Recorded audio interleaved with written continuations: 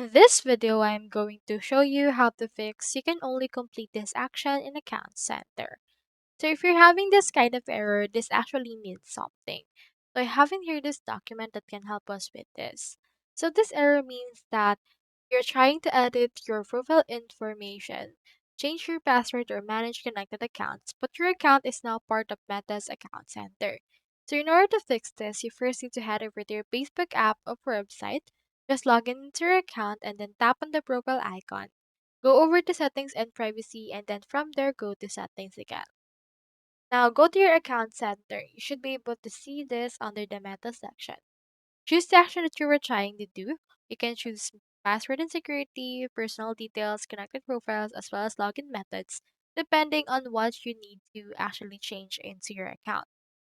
So if you're trying to change your name, you can go to personal details. If you want to change your password, go to password and security and then click on change password.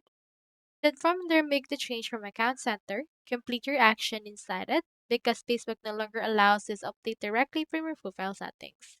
Just head over and click on save and confirm, and after this, you should be able to save it. So that's all there is today, and I hope this video helped you out.